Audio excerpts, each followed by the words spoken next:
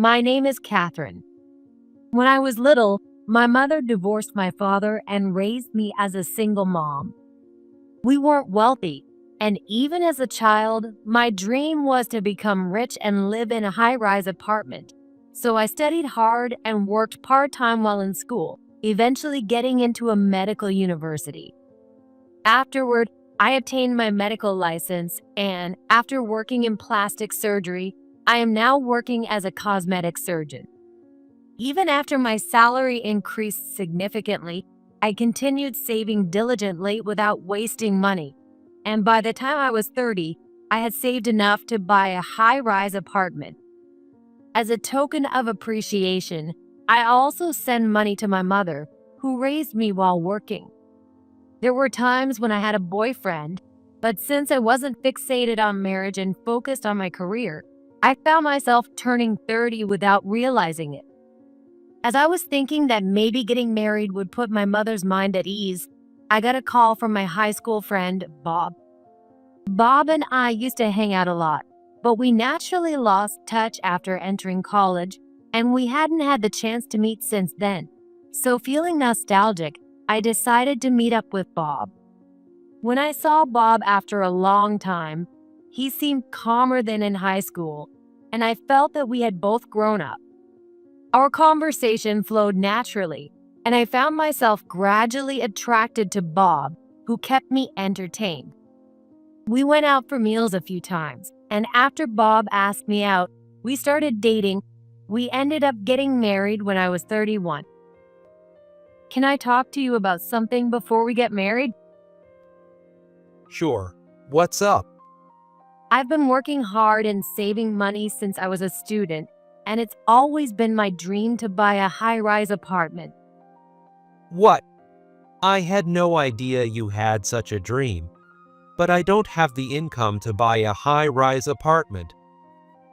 It's not that I want you to buy it. I want to buy it myself. Wow. Do you really have enough money to buy a high-rise apartment? If you want to buy it, that's fine with me. I don't have any strong preference for a house. I'm glad to hear that. I've already found an apartment I like. Would you come with me to check it out? So, we went to see the apartment together, and I fell in love with it at first sight. Thinking about the future, I decided to buy a 3-bedroom unit. Since I'm frugal and didn't want to waste money on interest, I decided to pay for it all at once. I considered putting both our names on the deed, but having seen my parents' divorce up close, I decided to keep it in my name only just in case. However, I had no idea at the time that this decision would later help me. I feel pathetic having you pay for everything, Catherine. Don't say that. I just bought what I wanted. Thank you so much.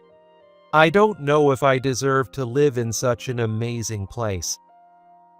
When we first moved in, Bob was hesitant, and I regretted buying the high-rise apartment a little. Maybe buying the apartment before getting married hurt Bob's pride. But having watched my mother since I was a child, I never felt the need to rely on a man. Whether it was a good thing or a bad thing, people get used to their environment. And within a week, Bob started to enjoy living in the high-rise apartment. Seeing Bob excitedly going to the gym on the first floor or taking the elevator to the top floor for no reason, like a child, reminded me of his innocent side in high school. He still has a childlike side. I couldn't help but find Bob adorable. As we began our married life, I made an agreement with Bob. We would each manage our own finances instead of having a joint account, split the living expenses equally, and we would save $200 each month jointly. Bob was reluctant at first, but after I convinced him that we would help each other if needed, he agreed. A few weeks later, we registered our marriage and started our newlywed life. Once again, nice to officially be with you. Yes, looking forward to it. Our newlywed life was going well. Both Bob and I were busy with work, But on our days off, we enjoyed watching movies at home or spontaneously going on day trips, making every day fun. One day, Bob asked me about a dinner party. We didn't have a wedding, right? I want to introduce you to my college friends on our next day off. Can I invite them over? Sure, that's fine on a day off. I never really dreamed of having a wedding and had few relatives, so we decided not to have a wedding ceremony to avoid making my mother feel uncomfortable. Bob's mother, Sarah, complained a bit, but his father convinced her, and since Bob wasn't enthusiastic about it either, we just took some wedding photos and that was it. So, I hadn't met most of Bob's friends, and I thought this dinner party would be a great opportunity. On the day of the dinner, 2 men and 2 women were coming over, and I nervously greeted them. Hello. Welcome. Come on in. Everyone, make yourselves at home. Nice to meet you. I'm Catherine. Nice to meet you. Bob, you did well. She's beautiful. This place is so spacious and clean. Everyone was sharing their thoughts. Bob, this house is amazing. Yeah, it was tough. I saved up little by little. What? I bought it though. I couldn't say anything, but it seemed like Bob's friends thought he had bought the house. He probably got carried away and said it himself. I understood that it's common for the man to buy the house and considered Bob's pride, so I kept quiet. I want to live in a place like this too, Bob. Give me one of the rooms too. A female friend named Emily joked with Bob. If Catherine's okay with it, I'll get it ready. Bob seemed in a great mood from all the compliments, and the 2 of them were laughing together, their faces close. I felt uneasy about how close they were, and when I looked around, I noticed the other friends seemed uncomfortable too. Then, Emily suddenly turned to me and said, It's great that Bob bought you such a nice house. "What is that supposed to mean?" It's like she's saying, "You didn't do anything." I contributed money too. I paid for all of it. I was angry at Emily's attitude and wanted to counter her, even just a little. Oh, really? Oh, right, you're a cosmetic surgeon. I could never go for plastic surgery. For some reason, she knew about my profession, which bothered me, but I tried not to let it get to me, and I felt that continuing to talk to Emily would be pointless, so I forced a smile. Still, Emily continued to attack me under the guise of being friendly. Bob, don't let Catherine boss you around. Catherine, if you need to know anything about Bob, just ask me. I know him best. Throughout the rest of the dinner party, Emily kept making tactless comments, and the other friends had to step in to smooth things over. The atmosphere became uncomfortable, and we ended the party early. Emily left looking bored. That was fun. Catherine, you must be tired, right? Thanks. I'm a bit tired, but it's okay. Emily is really something. Yeah, she's really cute. I intended my comment to be sarcastic, but Bob complimented her. What? Oh yeah, she's cute, but Emily is always very close with people. Sorry about that. Bob smiled happily. Indeed, Emily sat next to Bob during dinner and was quite touchy. Yeah, it seemed like you 2 were really close. I found it hard to talk to her. You're just too smart, Catherine. Emily is a typical modern girl. Why does he always side with Emily? I see. Sorry, but I'm tired, so I'm going to bed. I couldn't stay calm, so I went to bed feeling uneasy. After that, Bob started going out with his friends more often. I don't like being controlling, so I didn't say anything. but our first year of marriage wasn't as enjoyable as I had hoped.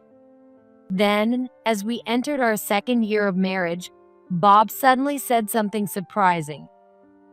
I'm thinking about changing jobs. I don't feel like I belong at my current company. There's a lot of overtime, and all my bosses are jerks. He started complaining more and more about his job.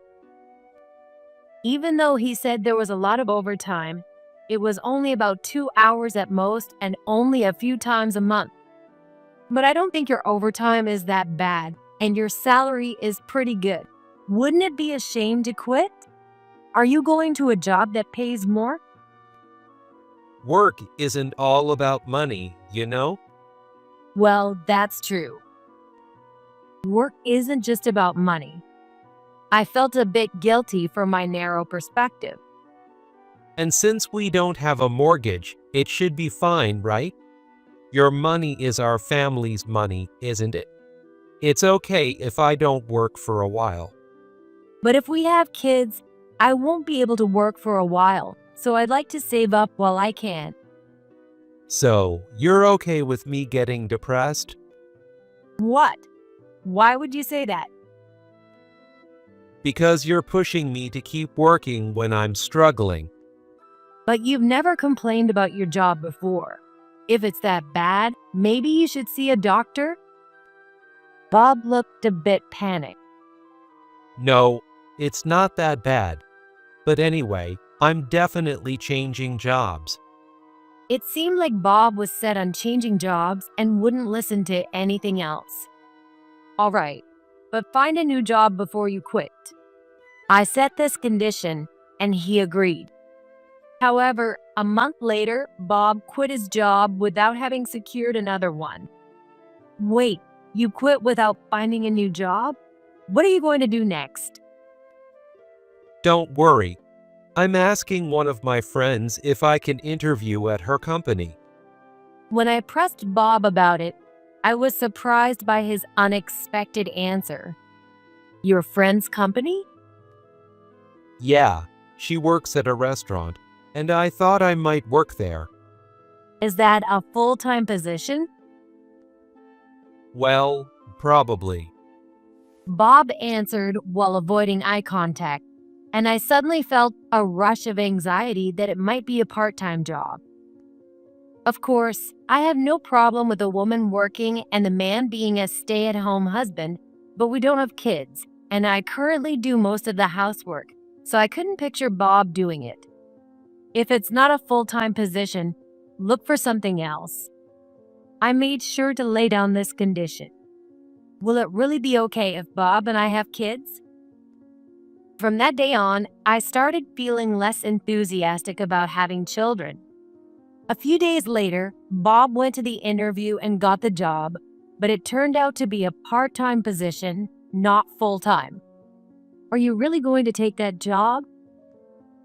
Sorry, it's part-time, but Emily said if I work hard, I can become a full-time employee. Emily? Bob looked like he had let something slip. Do you mean Emily, the one who came over to our house before? Well, yeah, that's right. When I told her I was in trouble, Emily introduced me to the job. So, he's going to work part-time at the restaurant where Emily works. Remembering how close Bob and Emily seemed and how openly hostile she was to me, I felt a headache coming on.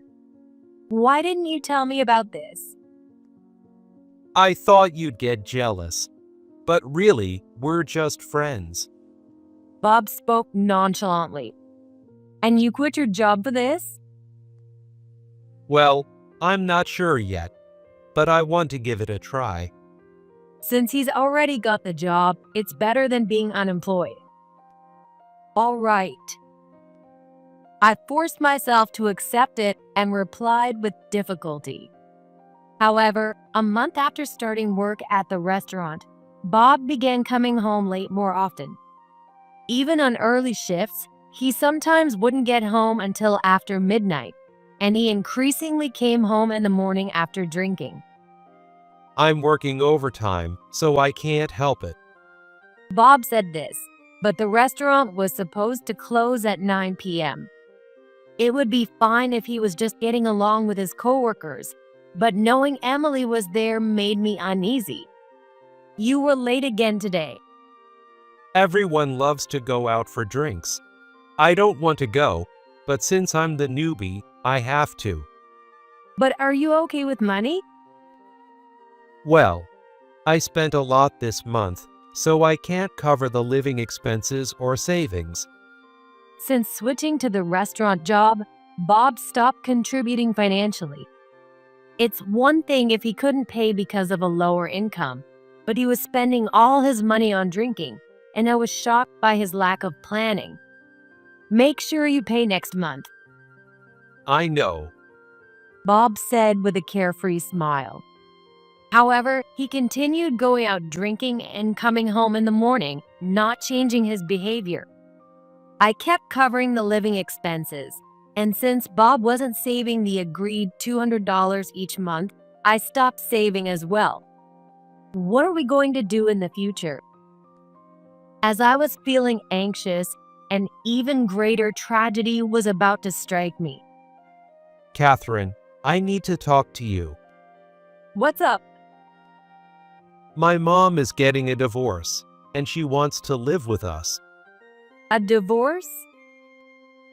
Yeah, according to her, my dad is cheating, but my dad says he's fed up because she just lies around all day and doesn't do any housework or work. I thought his dad might be right. When I visited their home, it was always messy. I had never seen Sarah cook. She always ordered takeout.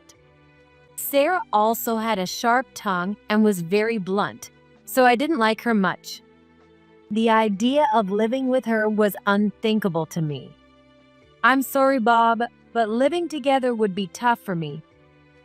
Why? I'm not close to Sarah, and I'm not confident I could get along with her. I see. Then Bob looked at me coldly and said, I've thought this for a while, but you're a cold person, Catherine. His comment made me snap. How can you say that? Why should I take care of your mom when you're not even contributing to our living expenses? What? How can you say that? I'm spending money on socializing. These connections will help with my future job. Your mind is always on money, Catherine. He hit a sore spot, but it was his behavior that made me think this way. There's a spare room, so it's fine, right? Okay, but only for 3 months. Sarah should be able to find another place to live in that time. If that's the case, then fine. You're so stingy. All right. So, we ended up living with Sarah temporarily, but from the first day, she had a nasty attitude toward me. Catherine, it's been a while. I haven't seen you in so long I almost forgot your face. You've aged, haven't you? Nice to see you again. I've been busy with work and haven't had time to visit. I can't believe she's acting like this when she's going to be living in my house. Mom, don't say things like that. Here, you can use this room. I was also angry at Bob for laughing it off. This house is amazing. Once you live here, you can't go back to other places. Catherine, are you doing some dangerous work or something? Her crude laughter echoed. If I don't find her a place soon, my sanity won't hold up. Make sure to find a place quickly and ask her to move out. Don't say things like that on the first day. I whispered to Bob, who looked annoyed. Living with Sarah, who doesn't even say thank you or nice to see you, is going to be tough. Bob probably won't side with me. As expected, living with Sarah was truly challenging. Dinner is ready. Please help yourself. Oh, how fancy. It doesn't look very tasty though. I'm sorry. I hope it suits your taste. It seems a bit off. Sarah would criticize my cooking but still ask for seconds. Moreover, when I was cleaning, she would yell at me. Hey, I can't hear the TV. Are you doing this on purpose to annoy me? I'm sorry. I have to clean now because I have to go to work soon. Can't you do it after you get back? Are you hinting that you want me to leave? She would yell and boss me around no matter what I did. I was so stressed that I asked Bob to do something about Sarah's attitude. Mom is hurt from the divorce. Let her have her way a little. There was no way she seemed hurt at all. But Sarah just watches TV all day and doesn't help with anything. Mom is a guest. She doesn't have to do housework. Bob always sided with Sarah, but he didn't take care of her and still came home late just like before, which made me angry. His current salary was only half of what he used to make, around $20,000 a year.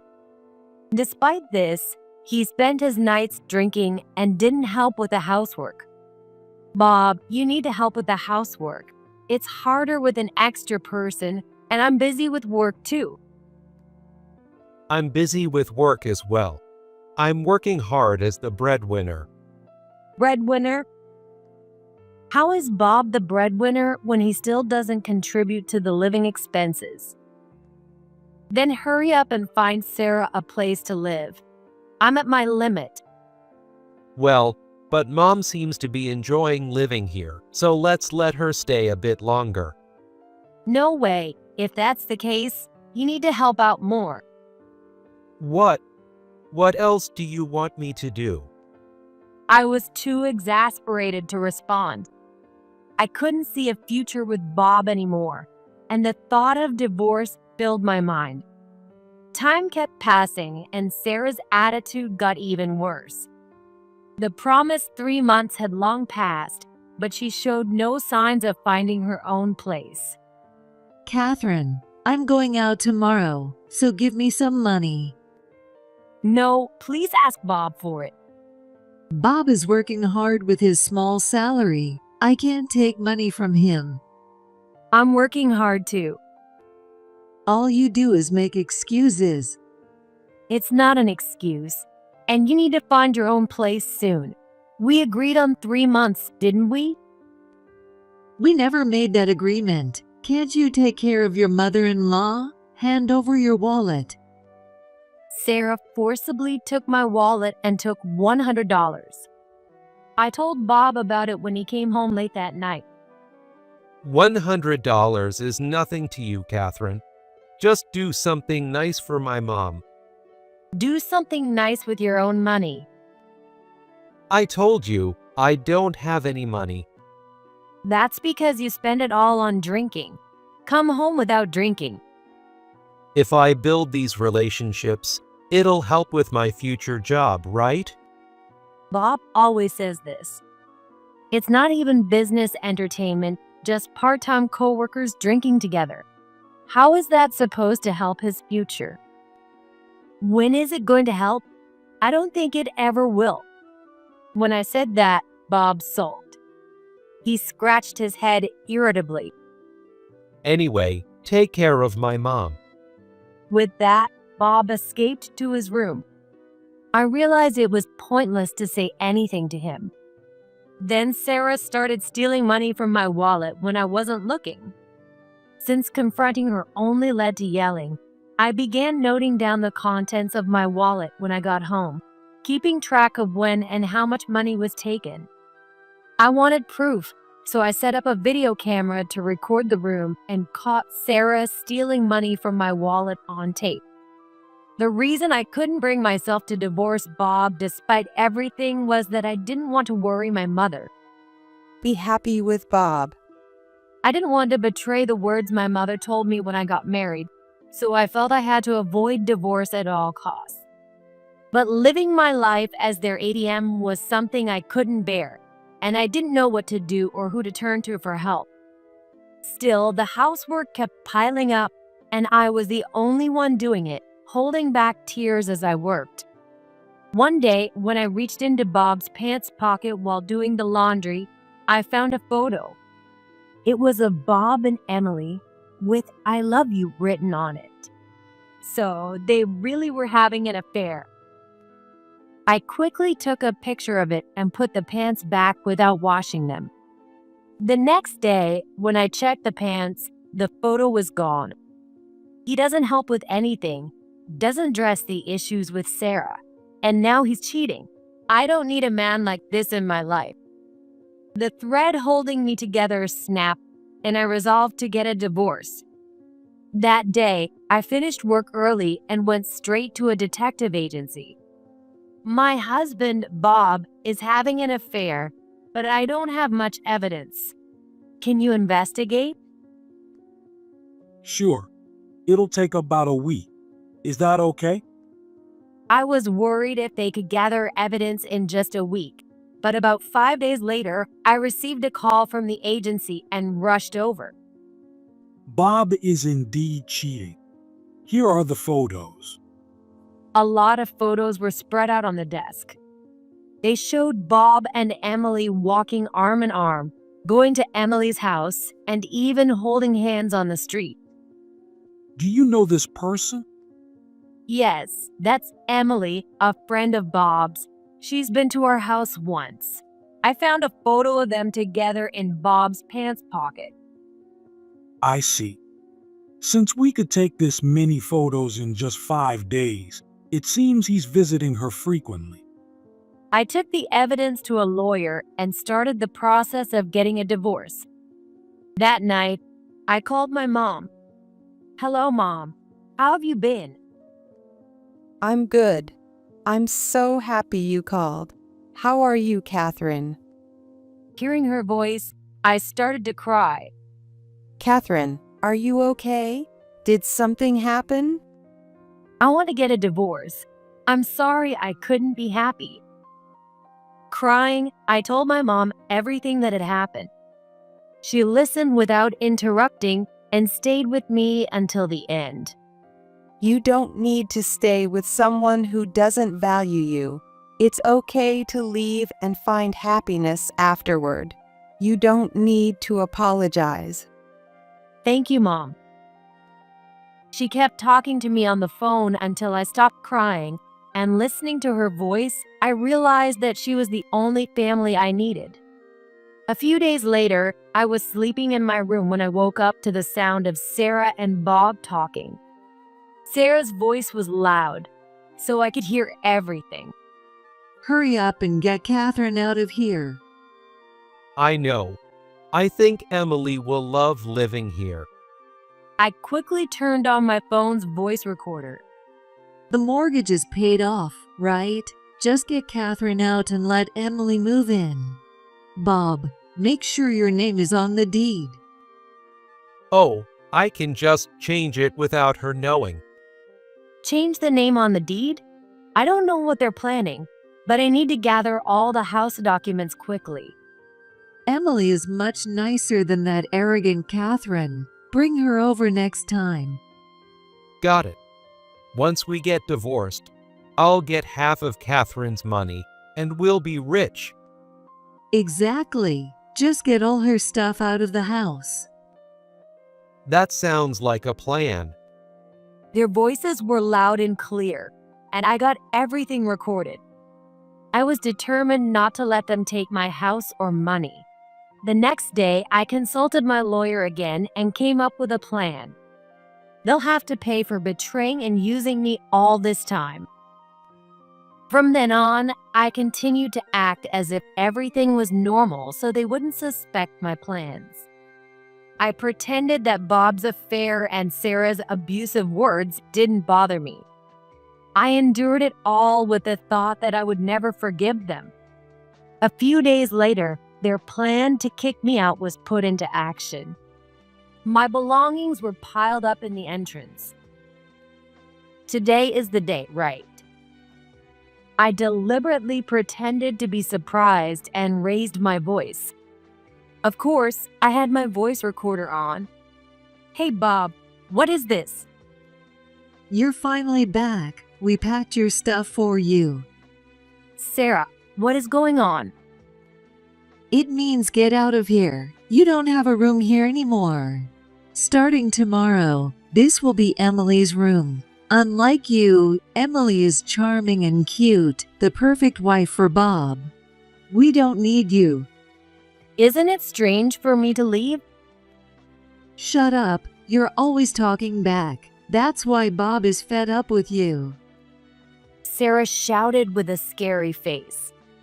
When I looked toward the back of the room for Bob, he approached me with a pleased look on his face. Surprised? It's your fault. Here, take the divorce papers. This was exactly what I wanted. Really, that's perfect because I want a divorce too. But this house is mine, you know? When you get divorced, it's normal for the wife to leave. Don't you even know that? So, neither of you are leaving. Understood. For now, I'll leave today. Not just today, leave forever. To make sure they hit rock bottom, I packed my things and left. That night, I stayed at a business hotel and filled out the divorce papers, submitting them first thing in the morning. Then I went straight to my lawyer. I finally submitted the divorce papers. Please send the invoices for the alimony. They're already prepared. My lawyer sent an invoice of $20,000 to Bob and $20,000 to Emily, and we also decided to demand $5,000 from Sarah as compensation for the money she had stolen. I then went to a real estate agent and signed the sales contract for the apartment. A few days later, I got a call from Bob. What the hell is this? Why do I have to pay alimony? And what's this about eviction? I found plenty of evidence of your affair, so you owe me alimony. And since the divorce is finalized, I sold the apartment because I don't need it anymore. The real estate agent wants to clean it up and sell it quickly, so you need to move out. I had a real estate agent I knew show the apartment and put it up for sale while Bob and Sarah were out. Of course, it was priced lower than the market rate due to the circumstances, but I didn't care. I had considered keeping the apartment, but the thought of living where they had stayed made me sick, so I decided to sell it and kick them out. What are you talking? You can't sell it without my permission, and I didn't cheat. Don't make me laugh. That apartment was bought with my money and is under my name from before we got married, so I have every right to sell it.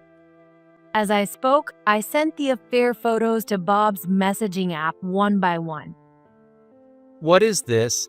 I'll apologize for the affair, but please, spare the house. Spare the house? It's my house, and you didn't even contribute to the living expenses. You even cheated on me. You have no right to live there. Then I received a message from Bob. It was a photo of the house deed with Bob's name handwritten on the ownership section. Look, my name is on it too. Did you write that by hand? Do you seriously think that would work? But when I asked them to change the name, they said I couldn't do it without you. I thought this might work. I was astonished by Bob's ignorance. If you think that's going to work, why don't you ask a lawyer? By the way, that's a fake deed I made on my computer. After hearing you talk, I left it there on purpose. What the hell? You tricked me.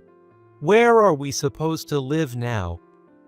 That's not my problem. Maybe a hotel or a cheap apartment? Then I could hear Sarah yelling in the background. My mom is old. Don't you feel sorry for her? If she can yell that much, it means she's healthy. Have her get a job somewhere. What a woman. Better than a man who doesn't pay for anything, cheats, and tries to steal my house. Now, pay the alimony quickly. Or should we settle this in court? I don't have money for a court case. Please, at least lower the alimony. Bob's voice sounded like he was about to cry. The alimony is standard, so don't worry. But I need it all at once.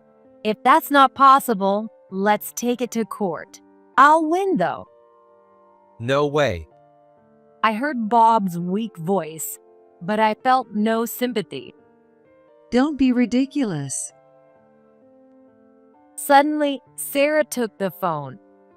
Oh, it's good to hear you're doing well. Please return all the money you stole from my wallet. I have footage of you stealing it. The money and the apartment are mine. You really are an insolent woman. Yes, I'm insolent, and I will never forgive you. From now on, contact me through my lawyer. Even though they called me repeatedly after that, I ignored all their calls.